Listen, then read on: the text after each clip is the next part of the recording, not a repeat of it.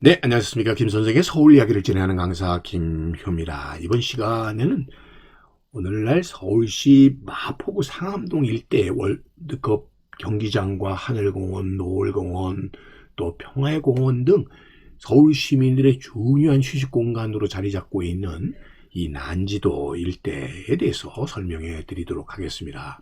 자, 연중꽃이 펴서 꽃섬 혹은 가운데 중자의 중초라고도 고산자 김정호가 표시하기도 했었던 바로 이 난지도는 오늘날 서울특별시 마포구 상암동 일대로서 남쪽으로는 홍제천, 북쪽으로는 성산천, 또 동쪽으로는 색강인 난지천 등이 둘러싸여 있는 면적만 하더라도 272만 평방미터에 달하는 한강 하류의 범람원이 바로 이 난지도가 되겠습니다. 과거 난지도는 망원정 부근에서 한강과 갈라진 난지 색강이 행주산성 쪽으로 이렇게 흐르다가 다시 이 본류와 합쳐지면서 생긴 하중도가 되겠고요.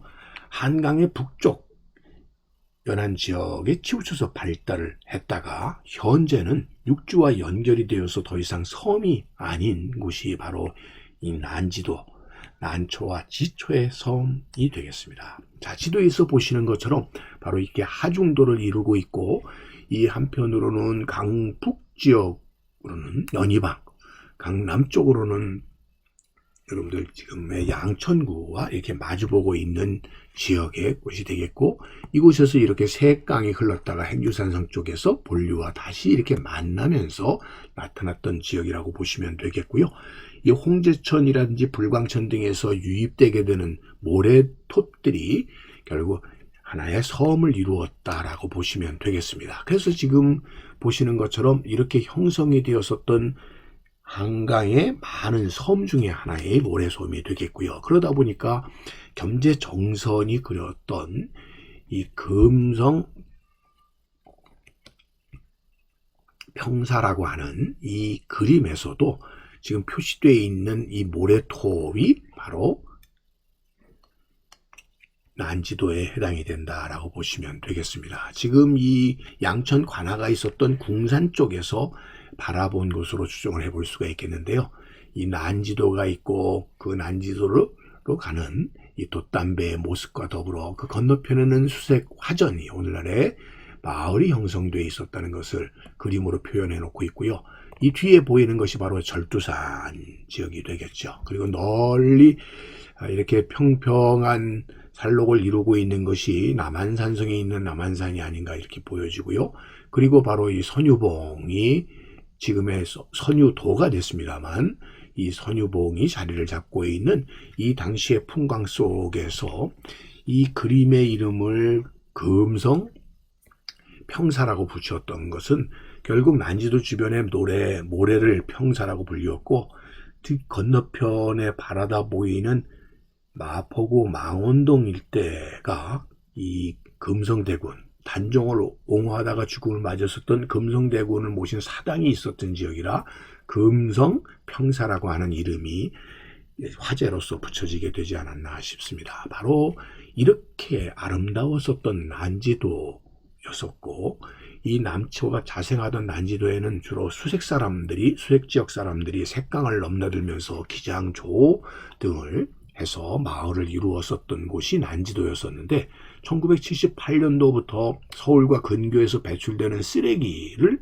매립하는 장소로 지정이 되게 되면서 그 기능이 정지될 때까지 무려 15년 동안 총 9,200만 톤에 달하는 쓰레기가 쌓이게 되었고요. 매일 결국 3,000대 분량의 트럭에 의해서 쓰레기가 버려지게 되었는데, 당시만 하더라도 오늘날처럼 소각 처리를 한다든지 분리수거 등이 이루어지질 않아서 당시로서는 세계 1위의 쓰레기 배출 국가라는 오명을 받기도 했었던, 그래서 이렇게 쓰레기 매립장이 이 8m밖에 안 되는 해발 고도의 이런 나주막한 모래톱이 해발 100m의 산을 이루게 되는, 쓰레기 산을 이루게 되었던 것이 바로 이 난지도였다라고 보시면 되겠습니다.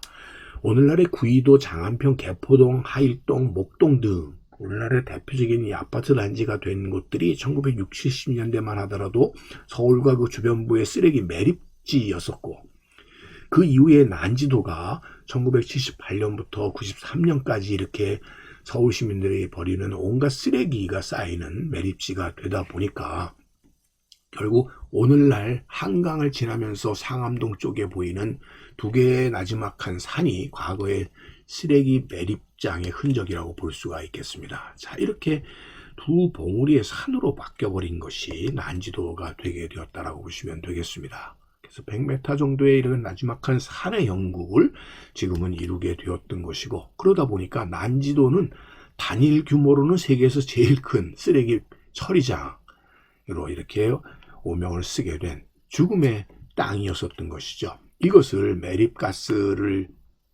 이렇게 배출시키는 안전화 작업들을 진행할 뿐만 아니라 이렇게 녹지 공간으로 전환시키기 위한 그간의 노력들이 있어 왔기 때문에 오늘날은 이렇게 하늘공원, 노을공원 등 뿐만 아니라 이 월드컵 경기장 등이 자리 잡고 있는 그런 의미에서 서울을 대표할 수 있는 중요한 녹지 공간으로 이렇게 전환될 수 있게 된 것 또한 그동안에 이렇게 매립지, 쓰레기 매립지가 있었던 쓰레기산을 변화시키기 위한 그간의 노력의 결과였다라고 볼 수가 있겠습니다. 그 결과로 지금 지도에서, 오늘날의 지도에서 보시는 것처럼 한강 하류변에 위치를 한 이런 녹지 공간으로 되돌아오게 되었다라고 볼 수가 있겠고요. 그 대신에 이제 서울과 경기도 지역에서 배출되는 쓰레기들은 한때는 이것을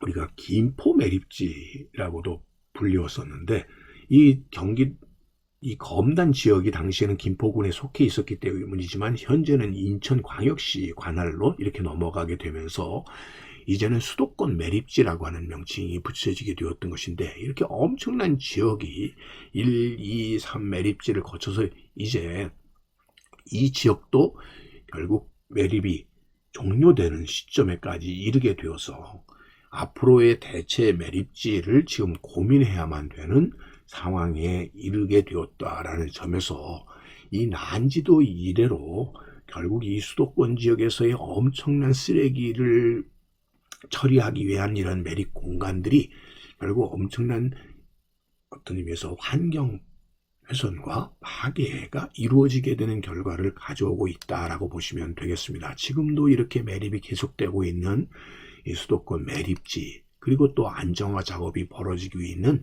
이 수도권 매립지를 바라보면서 오늘날 이렇게 녹지 공간으로 변모하게 된 하늘공원 혹은 노을공원 등을 바라보게 되면서 결국 이 쓰레기 재처리의 문제뿐만 아니라 환경의 소중함을 더욱 일깨워주는 공간으로 변모된 것이 아니라 한 것이 바로 오늘날의 이 난지도가 아닐까 하는 생각을 해보게 됩니다. 자, 지초와 난초가 꽃솜을 이루었었던 난지도가 쓰레기산의 오명을 거쳐서 오늘날의 이러한 고온 녹지 지역으로 변모되었다라는 얘기를 오늘도 꽃밭을 가꾸는 김 선생이 말씀드렸습니다.